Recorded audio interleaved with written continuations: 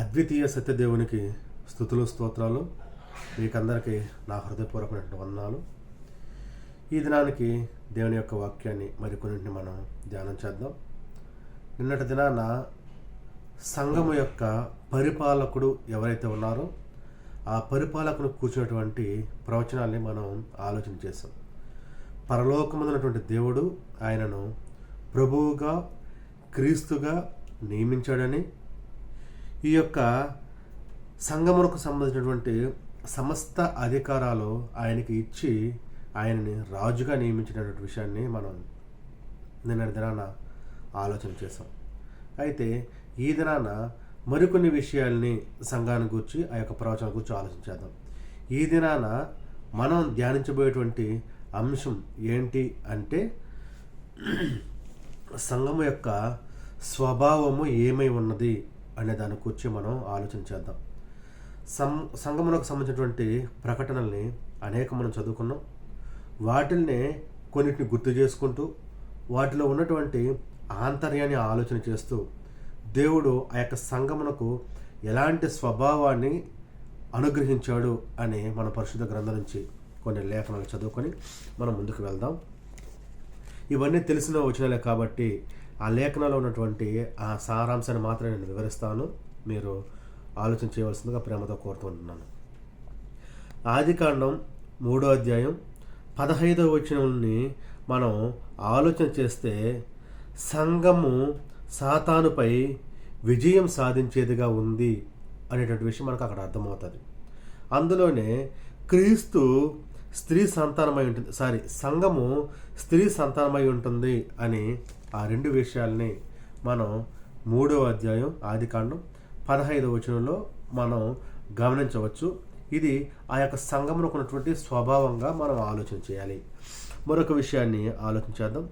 ఆదికాండం 12వ అధ్యాయం 2వ వచనం, 15వ అధ్యాయం 5వ వచనాలు చదివితే, సమస్త వంశములు సంఘము వలన ఆశీర్వదింపబడతాయి. అంటే అంతకుముందు ఉన్నటువంటి అన్ని వంశములు, అంటే క్రీస్తు ప్రభువు నుంచి మనం వెనక్కి వెళితే అబ్రహాముకి దేవుడు వాగ్దానం చేసినట్లుగా అతని నుంచి అన్ని వంశాలు కూడా ప్రభువును బట్టి ఆ యొక్క సంఘమును బట్టి ఆశీర్వదింపబడతాయి అనేటువంటి విషయాన్ని మనం ఆలోచన చేయొచ్చు. అందులోనే 12వ అధ్యాయం 3వ వచనం మనం చూస్తే, గొప్ప జనముగా వారు ఉంటారు. అంటే ఎవరు? సంఘములో ఉన్నటువంటి వారు గొప్ప జనముగా ఉంటారు అనేటువంటి విషయాన్ని కూడా మనం ఆలోచించవచ్చు. ఎందుకంటే అది క్రీస్తు ప్రభు వారు స్వరక్తం ఇచ్చి సంపాదించుకున్నటువంటి సంఘము. ఆయన దానికి ప్రభువుగాను రాజుగాను ఉండి పరిపాలన చేస్తూ ఉన్నాడు. అలాంటి సంఘంలో ఉన్నటువంటి సభ్యులందరూ కూడా గొప్ప జనముగా ఆశీర్వదింపబడతారు అనేటువంటి విషయాన్ని మనం ఇందులో నుంచి ఆలోచన చేయవలసినటువంటి అవసరత ఎంతైనా ఉంది. మరొక వచనం మనం చదివితే, ఆదికాండంలోనే 3వ అధ్యాయం 7వ వచనాన్ని మనం ఆలోచన చేస్తే, అబ్రహాము వలె విశ్వాసం ఉంచిన వారు ఈ యొక్క సంఘము ద్వారా నీతిమంతులుగా తీర్చబడతారు అనేటువంటి విషయం మనం ఆలోచించాలి.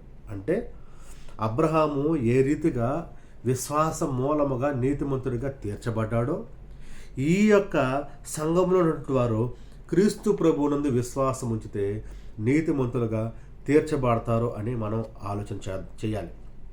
ఆ తర్వాత 2వ సమయాలు 7వ అధ్యాయం 12-17 వచనాలు చూసిన, దానియేలు గ్రంథం 2వ అధ్యాయం 44 వచనాల్ని మనం చూస్తే, ఈ రాజ్యము నిత్యమైనదిగా ఉంది, స్థిరమైనదిగా ఉంది, దీనికి ఎన్నటికి నాశనము కలగదు. ఈ యొక్క సంఘముకు ముందు అనేక రాజ్యాలు వచ్చాయి, ఆ రాజ్యాలన్నీ కూలిపోయాయి.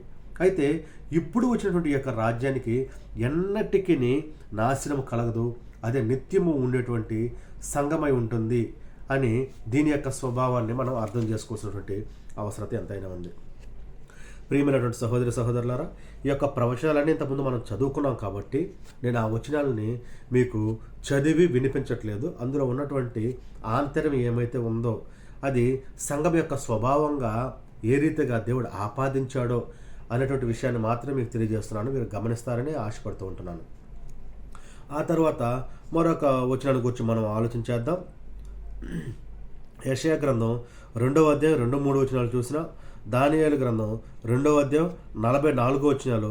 ఈ యొక్క 2 వచనాల్లో అంటే ఇద్దరు ప్రవక్తలు రాశారు కదా, ఈ యొక్క ప్రవక్తలు రాసినటువంటి 2 అధ్యాయాలు అంటే 2 వచనాలు చూస్తే ఇది అప్పటికి ఎన్నటికెన్నటికి అభివృద్ధి చెందేట్టుగా ఉంటుంది. ఇప్పుడు అంతకుముందు ఉన్నటువంటి రాజ్యాలు కొద్ది కాలం అభివృద్ధి చెందాయి, ఆ తర్వాత అవేమైపోయినాయి, నాశనం అయిపోయినాయి, పడిపోయినాయి, పడగొట్టబడ్డాయి, చెడగొట్టబడ్డాయి, పాడైపోయినాయి, అసలు లేవు, ఉనికి లేవు. అయితే ఇక్కడ చెప్పబడినటువంటి ఈ యొక్క సంఘం ఏదైతే ఉందో అది అభివృద్ధి చెందేదిగా ఉంటుంది, నిరంతరము అభివృద్ధి చెందుతుంది, రోజు రోజుకి దినదినాభివృద్ధి చెందుతుంది అనేటువంటి విషయాన్ని మనం ఇక్కడ ఆలోచన చేయాలి. యెషయా ఇప్పుడు మనం చదువుకున్నటువంటి 2వ అధ్యాయం 3వ వచనం, 2వ అధ్యాయం 2-3 వచనాల్లో మరొక విషయాన్ని మనం ఆలోచన చేయాల్సింది ఏంటంటే, ఇక్కడ క్రొత్త చట్టము అమలులో ఉంది. అంటే కొత్త చట్టాన్ని అమలు పరచగలిగే రీతిలో ఈ యొక్క సంఘము ఉంది, దీని యొక్క స్వభావము ఇది కూడా అయ్యి ఉంది అనేటువంటి విషయాన్ని మనం ఆలోచన చేయాలి. ఇంతకుముందు మనం చదువుకుంటే దానియేలు 2:44 మనం ఆలోచన చేస్తే ఇది భౌతికమైనది కాదు. భౌతికమైనది కాదు అంటే దేవుని యొక్క ప్రణాళిక ప్రకారం సిద్ధపరచబడినటువంటి సంఘము, ఇది ఆత్మ సంబంధమైనటువంటి సంఘము, భౌతికమైనటువంటి సంఘం కాదు. అంతకుముందు ఉన్నటువంటి రాజ్యాలన్నీ భౌతిక సంబంధమైనటువంటి సంఘాలు.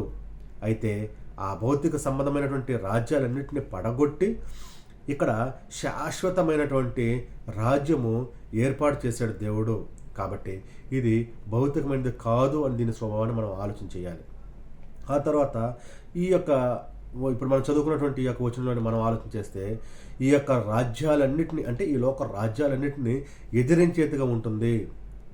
అంటే లోక రాజ్యాలను ఎదిరించగలిగేటువంటి స్వభావాన్ని ఈ యొక్క సంఘము కలిగి ఉంటుందని మనం ఆలోచన చేయాలి. ఇంతకుముందు ఉన్నటువంటివి ఎన్నైనా కావచ్చు, ఆ తర్వాత ఎన్నైనా రావచ్చు, వీటన్నిటిని ఎదిరించగలిగేటువంటి శక్తి దీనికి ఉంది. ఎందుకంటే ఇది నిత్యమైనది, స్థిరమైనది అనేటువంటి విషయాన్ని మనం ఆలోచన చేయాలి. ఇంకా మనం లోపలికి వెళ్ళి ఆలోచన చేస్తే వారంతట వారే ఒప్పుకున్న వారికే రాజ్యము. ఎవరైతే వారంతట వారే నాకు రాజ్యం కావాలని ఒప్పుకుంటారో వారికే ఇది. మనం యేసుక్రీస్తు ప్రభు వారిని నోటితో మనం ఒప్పుకోవాలి.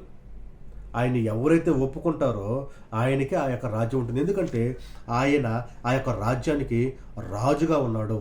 పరలోకంలో కానివ్వండి, భూలోకంలో కానివ్వండి, భూమి క్రింద కానివ్వండి, ఎక్కడైనా సరే ఆయనని ఒప్పుకున్న వారమే ఈ యొక్క రాజ్యంలో ఉంటారు అనేటువంటి విషయాన్ని మనం ఆలోచన చేయాలి. ఇక్కడ చదవబడినటువంటి ఈ యొక్క ప్రవచనాలన్నిటి బట్టి మనం ఆలోచన చేస్తే ఏంటంటే, ఇక్కడ సంఘము క్రొత్త చట్టముతో పరిపాలన చేయబడుతుంది. ఇది నిత్యము అభివృద్ధి చెందేదిగా ఉంది. దీనికి ఎన్నడను నాశనము కలగదు. నాశనము లేనటువంటి స్వభావాన్ని కలిగినది ఈ యొక్క సంఘము.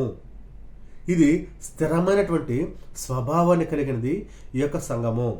క్రొత్త చట్టం ద్వారా అమలుపరచబడేది సంఘము. ఎవరైతే పొందుకున్నారో వారితో నింపబడుతూ వర్ధిల్లేది సంఘము. ఈ యొక్క విషయాల్ని మనం దృష్టిలో పెట్టుకోవాలని, ఇవన్నీ సంఘం యొక్క స్వభావాలని మీకు తెలియజేస్తూ నేను ముగిస్తూ ఉంటున్నాను.